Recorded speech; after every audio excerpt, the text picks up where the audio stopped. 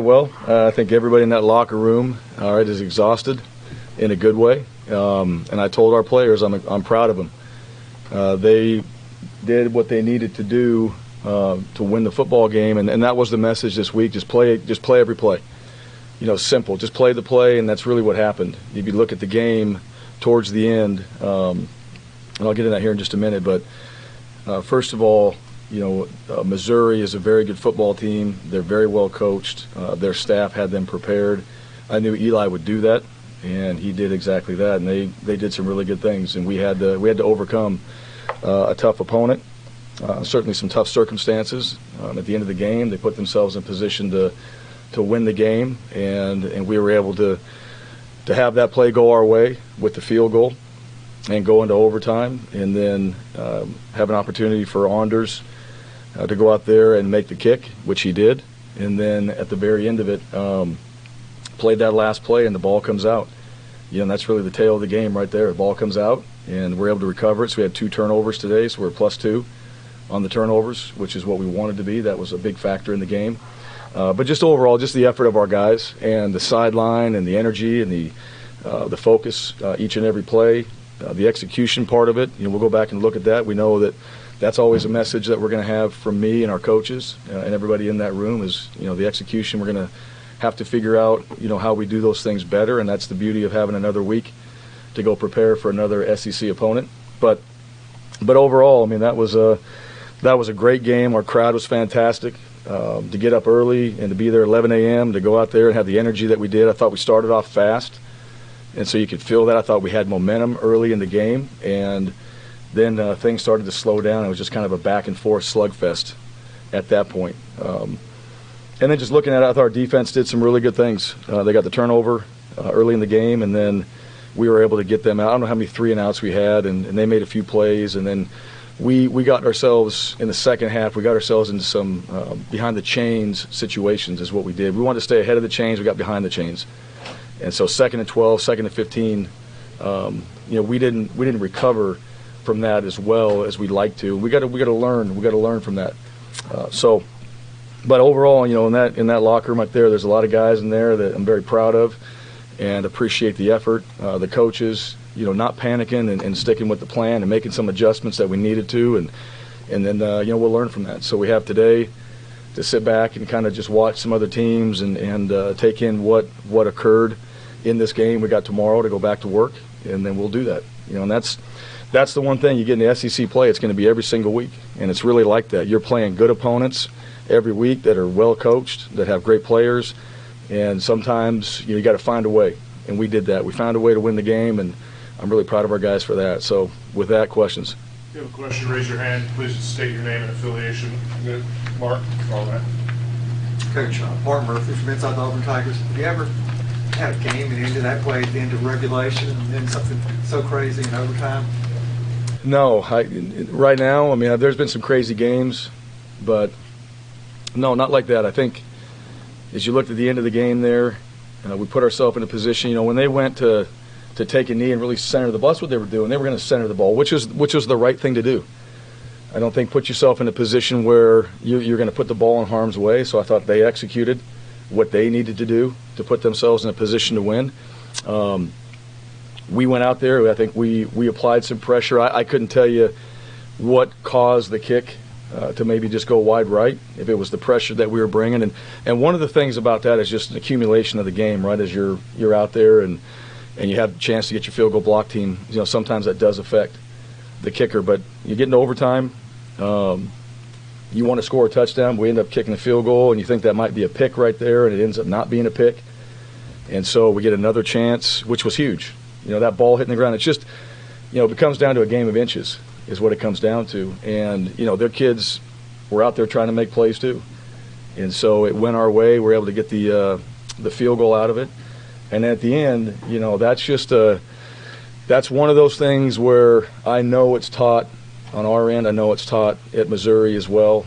Just the ball, and as you put the ball out there, things can happen. And then that's what happened. The guy's trying to make a play, and the ball goes into the end zone and fumbles. We recover that, and that's the end of it. So crazy finish. Both teams fighting hard to win the football game, and we were able to find a way to get it done. Back left. Ike Jones with the War Report. Coach, can you comment on the play of the offensive line? It seems as if you guys are just having some trouble with protections right now, and as well as Tate Johnson. How is he doing right now? Yeah, Tate, I don't know the status of Tate right now and what that means moving forward, so we'll get more of that tomorrow. We struggled in some of our pass protection, no question.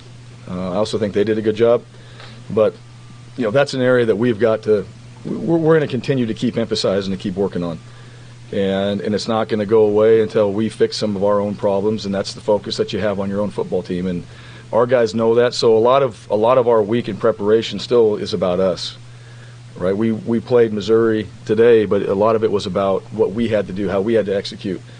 And the message during the week was focus and execution. Focus on the task at hand, and then execute the plays and do our job basically out there. And we got to be better on the offensive line. We got too much pressure.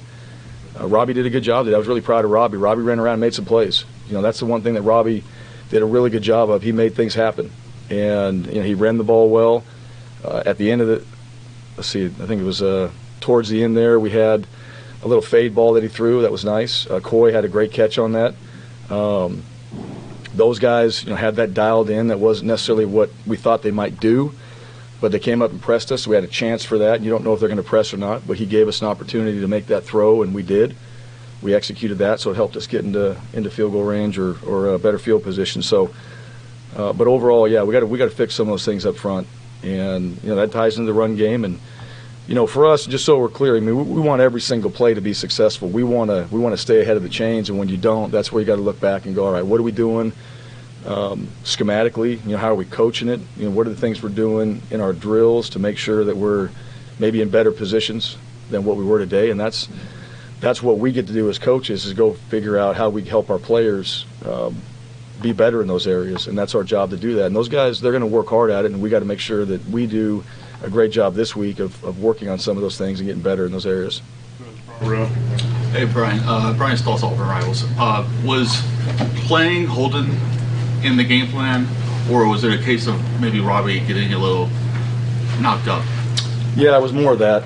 Robbie got a little bit, he got hit, and so he needed a minute there to recover, so to get Holden in there and play him. And I'll say this, Holden had a very good week, and Holden is coming on. All right, he is coming on. He's learning. He's been involved in every game plan. Maybe not as far as playing, but he knows the game plan. He knows what to do. And we put him out there. Yeah, we felt good. We felt like he can go out there and execute the plays. I don't think anything had to do with Holden necessarily. It kind of comes back to the question with protection, right? We need to do a better job, give him a little bit more time, but felt good about when he went in there. We actually gave him another drive and gave him another chance. Kind of felt like he was ready to go again, and then Robbie came back, and we were able to finish the game with him. Brian, hope you know. I assume you're doing pretty well today after all that. I'm doing all right. Yeah, doing all right. It's been a day. But speaking of that, what's going through your mind when that Ashford pass is called for the interception?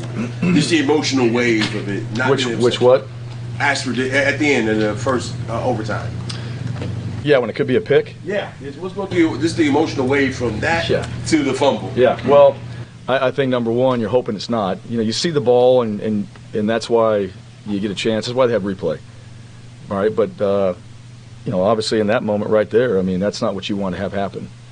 Right, those guys, if that's a turnover, that's huge. All right, that's game changing in that moment. So it didn't go their way, it went our way. And at the end of the game, you see, I kind of saw what you guys all saw too. I'll watch it more in detail, but you see their back break it, and our guys are charging on the ball, and then the ball comes out, and you just don't know what's going to happen, right? I don't know if he crossed the line with it. I don't know if it's going out of the back of the end zone. I don't know if he stepped out of bounds. You don't know anything because it's on their sideline. All you know is that they're advancing the football, and they're getting closer and closer to the end zone, and if they score a touchdown, it's over. Right? So that's really what it comes down to. They can't score. If they kick a field goal, we go into another overtime, and then we're into our two-point conversions after that. But that didn't happen. So the ball came out. Our guys finished the play. They were truly playing that play, and that's what happened on it, and we're able to win the game. TomGreenell.com. Can you just kind of walk us through that thought process in the final 2 minutes of the fourth quarter, 4th and 1, choosing to go for it there instead of maybe trotting out honors to try the field goal? Yeah. Well, we went for, I don't know how many, we went for quite a bit today on fourth down. There was another one that I called a timeout that, we were going to kick it, and then no. We talk about this stuff in the staff room, and we watch quite a bit of film of just what other teams do in certain situations, just learning. And in that moment, it was like, we need to go for it. All right, you're here to win this football game, and I thought that was the right call. Call timeout and go for it. Finish out, getting our guys a chance to hopefully finish that drive, so get the first down. The one at the end, I thought we had the first down. And we were going to go fast. In that moment, they called a timeout, and, I don't know, it was 6 inches maybe, right? I mean, it was very short. Might have been longer than that. But felt like from what we had done and stuff that we had discussed, too, that we could get that. I really believed our guys can get that, and that we needed that as well. And they did a great job. They played they did a great job with their front, knocked us back. They beat us on the edge, I think, is what happened, and why they got in the backfield, and we didn't get it. But that was more of, us being aggressive in that moment, and it's inches, and we felt like we could get it because we had done that throughout the game. Justin, far right.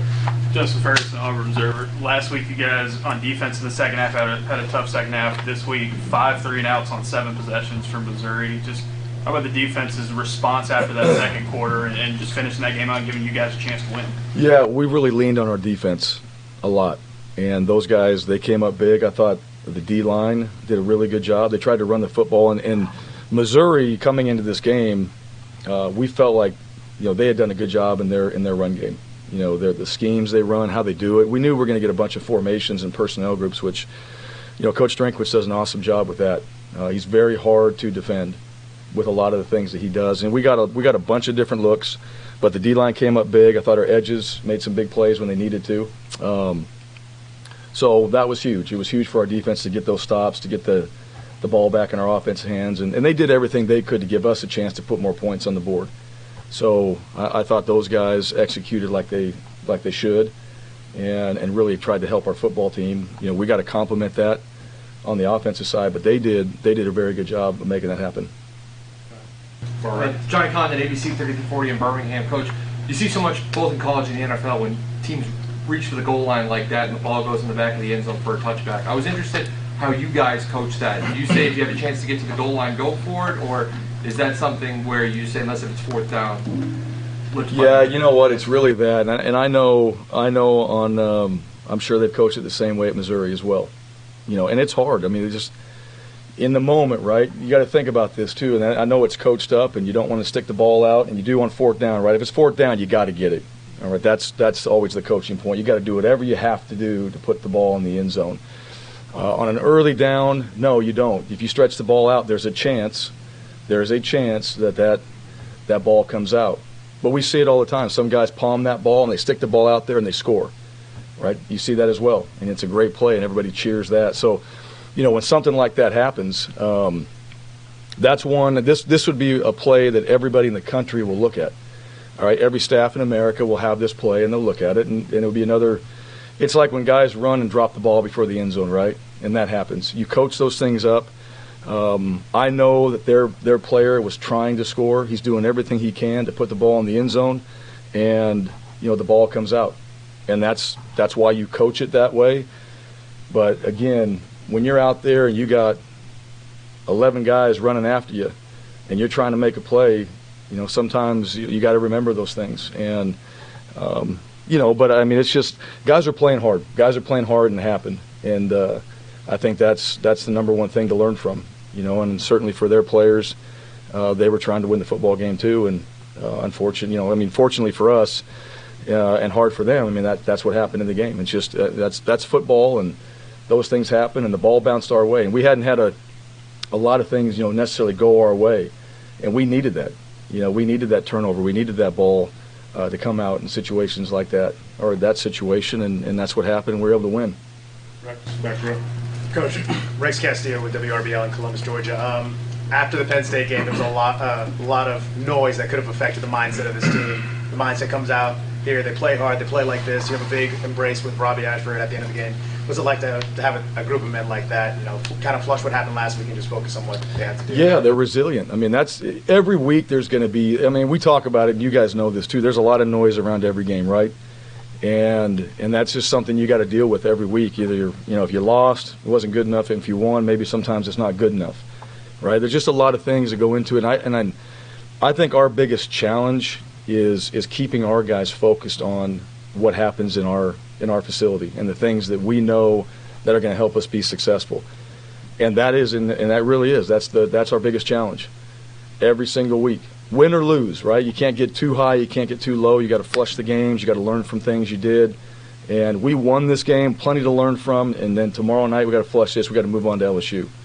So that right there, then that's to me where the discipline comes in. And that's a big word that we use in our program, the discipline to just focus on the things you need to and to do the assignments that are right in front of you. And I thought our guys did that this week. That was one of the messages this week is like, look, stay focused on the task at hand and then just concentrate on the execution of the play. And tonight, sometimes it doesn't always work that way. As a coach, you use things for your players. It doesn't always go that way. Tonight it did. And so, our guys learned a valuable lesson. All right, the game's never over, even if you think it is and everybody else thinks it is. You just got to play that play. And if you do and it goes in your favor, you got to be ready to go out there and execute whatever you have to do to win the game. And so as long as we can do that, as long as we can keep that message tight, all right, within that room and the guys listen to what the things that we have to say and what our coaches have to say, then that's going to help us continue to keep growing as a football team and helping us stay focused on what we have to do to win games. Yes, Brian Matthews, AuburnSports.com. In a defensive game where you said you had to really rely on your defense, what does it mean to have Derek Hall step up and play like he did? Yeah, Derek, well, I mean, Derek's a captain. There's a reason why he is, and he's going to step up. And, in this game we come in, it's tied, it's 14-14 at halftime, right? It was 14-14? What was it? It's 14-14, right? Yeah, it's 14-14 at halftime, so really 0-0 at halftime is what it was. And, everybody sat down, they hydrated, they got on the whiteboards and started making adjustments and things we had to do. I mean, that to me, like, that's a step in the right direction. And the leaders on the team are a big part of that. So that's why you have leaders, and he's one of them, and he stepped up today, and so did other guys. There were some things, too, in the back end and coverage that we did a good job. We were running hip-to-hip with a lot of guys, and we didn't have too many penalties. I thought special teams, we tried to create some things. Stuff we talk about showed up on special teams in a positive way. So, it just goes back to some of the stuff that we worked on this week that showed up in this game. And it goes into overtime. It's a three-point ball game, but we did some really good things. That's one thing. We did some really good things that we worked on this last week that showed up in this game. Now we got plenty more to get better at, but I'm proud of our coaches for emphasizing that and the players executing it and doing what they needed to do to find a way to win, and that's what happened. Brian, Henry Patton, Auburn rivals. Anders kind of struggled a bit today, missed one officially, two unofficially, but when y'all needed him most, he stepped up. What do you see from him, and can you talk about his resilience after? Yeah, we trust Anders. I mean, there's no doubt about it. And even, we talk about that fourth down. We trust him in that moment, too. We just felt like we could really get it, and that would help us get a little bit closer. But he came through. They had the penalty. I think he missed it, and there was a penalty. We came back. He made it. I know we missed one in regulation there, but we trust Anders every single week. He comes to work. He prepares himself. He's ready to go. I think he's got a great calmness about him that you have to have in that position because, for kickers, the one thing I always tell them, like, you get one shot. Everybody else is out there playing, right? You can kind of get into a groove of a play, get 3-4 plays or whatever. When you come in, it's one play. And so those guys, they're over there kicking in the net and doing whatever they got to do, but you get one shot. And so I think you got to be extremely mentally strong to be able to go out there and have that moment and really just capture it with just executing and doing your assignment, which is what he did when we needed him most, and he was able to help us win the game. Two more. Nathan. Brian, kind of going back to what you're saying about Derek, he told us after the game he sort of decided that they weren't going to lose, that he was going to be the reason that they won along the defensive front. Just what does it do for y'all when you have kind of a guy that can set the pulse there? And I guess just overall how successful of a day he had. Yeah, I think he did that. I think other guys did that. Right, and that's part of it. I think that's part of learning how to win is deciding that you're going to go out there and do everything you can to put yourself in a position to do that. So, And that's something that he's been a part of. We talked about, and he certainly brought that today. He was great on the sideline. He was great in the locker room. He was great, during the game. He went out there and produced. That's what great players do. They lead. They set the example, and he did that. So more and more guys, and on the defensive side too, they follow that. They follow Owen. They follow Eku. They follow those guys. Colby. One guy tonight today I thought was really good was Colby Wooden. Every moment, every time. Now it seemed like we had a football game in the middle of commercials is what it seemed like. There's a lot of commercials today. All right. So I asked the guy, I'm like, how many more of these we got?